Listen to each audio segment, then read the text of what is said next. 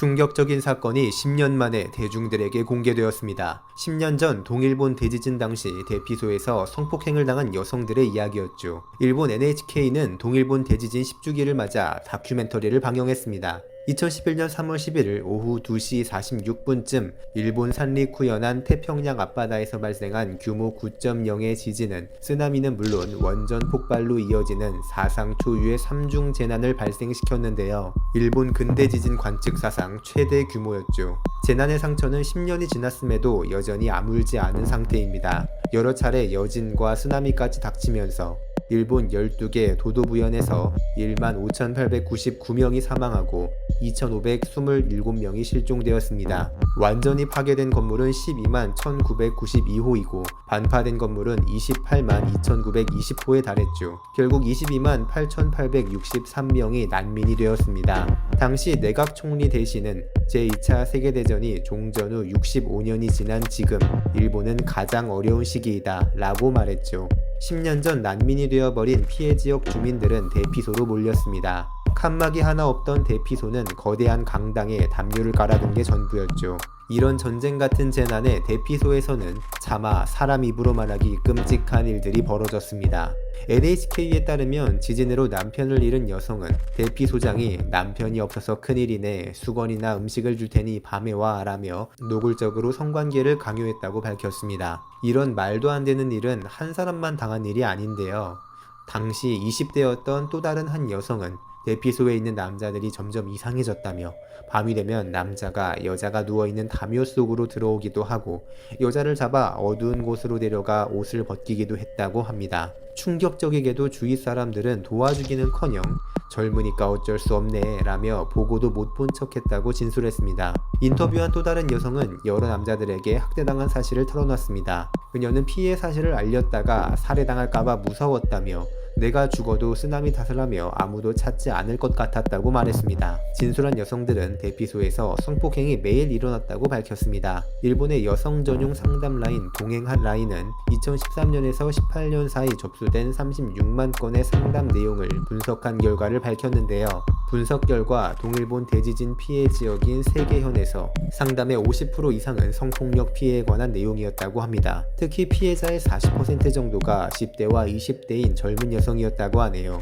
이뿐만이 아닙니다. 강간과 강간 미수 등도 다양하게 보고됐지만 다른 몹쓸 짓들도 많이 보고되었습니다. 스토킹을 하거나 아이에게 전 물리는 것을 계속 쳐다보거나 간호사가 혈압 측정할 때 가슴을 만진다던가 봉사자 여성을 뒤에서 붙들고 추행한 경우도 있습니다. 이에 봉사자가 주의를 주자 자원봉사자가 피해자를 꾸짖다니 언어도단이다 하고 역으로 비난했다고 하죠. 정말 살아있는 악마랑 다를 게 없습니다. 심지어 조사에서는 피해자 연령층이 어린이부터 60대까지 폭넓게 있었고 저는 남자아이가 성추행당한 사례도 있었습니다. 하지만 당시에는 피해 신고를 하지 않는 사람도 많았죠. 당시 피해자들은 우선은 가해자도 같은 지역의 사람인 경우가 많고 앞으로도 같은 커뮤니티에서 살아가야 하며 성적으로 피해를 본 것으로 지역 사람들에게 알려지거나 가해자와 정면으로 적대하는 것은 가능하면 피하고 싶었다라고 말합니다. 이게 현대사회에서 가능한 일일까요? 정말 끔찍합니다. 일본 사회 특성상 공동생활이나 어려운 상황이 되면 조금만 참아라, 모두 힘들었으니 목숨만 남아있는 것도 고맙게 생각해라 등 피해자에게 인내를 강요합니다.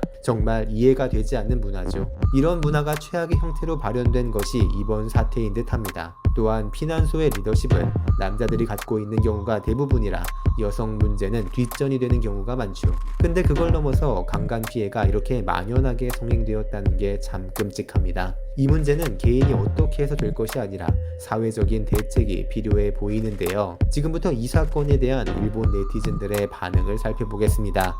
젊으니까 어쩔 수 없이 어떻게 이런 발언을 할 수 있죠? 큰 지진이 왔을 때 여성은 여성끼리 돕지 않으면 몸을 지킬 수 없군요. 여성이라는 것만으로 건방진 태도로 나오는 남자는 평소에도 많고 힘든 상황인 것은 여성도 마찬가지인데 남성의 배출구가 되는 걸 어쩔 수 없이 라고 말하다니 뭐든 어떻게 할 수 없을까? 당하는 여성이 안쓰럽기 짝이 없다. 평소에 이웃집 아저씨가 날 껴안았다고 부모에게 고자질했는데 귀여워서 라고 놀림만 받은 적이 있다. 동북에서도 꽤 시골 지역에서는 겨울이 되면 추워서 죽지 말라고 할아버지가 며느리를 품는 풍습이 있죠. 도시 여성 경시라든가의 차원이 아니라 그런 미친 할아버지가 정말 어디에도 존재한다고 생각한다. 있어서는 안 되지만 이성이 없는 괴상한 놈은 어디에 가도 꼭 있어. 지인으로부터 들은 이야기입니다. 고베 대지진 때 대형 건설사의 작업복을 입은 남자가 잔해에서 뛰쳐나와 달아나다가 결국은 안쪽에서 옷을 찢기고 숨죽여 울던 알몸 여성을 봤다는 얘기를 들은 적이 있다. 피해자를 추격하는 포악한 행위는 없어지지 않으면 안 된다고 생각한다. 고베 대지진 때는 그런 얘기 산더미처럼 있어요. 표면으로 올라오지 않았을 뿐. 코로나 사태에서도 일부에 있던데 도움을 받고 있으니까 참고 객소리 마라 라는 느낌으로 약자 상대에는 무엇을 해도 허용된다는 사람들의 생각이 있다. 방심시키기 위해 제복을 입는 무리들도 있다고 들으니까요. 정말 작업자였는지는 몰라도 그런 패거리도 있었을지도 모릅니다. 막상 당시에는 이런 말들이 다 악성 루머라고 보도했던 언론이 많았어. 일본인은 재난 때도 떠들지 않고 폭동도 일으키지 않고 굉장히 대단하다고 하더니 역시 거짓말이었어. 당시에는 유언비어 유포말라고 한 것 같은데 사실이었다니.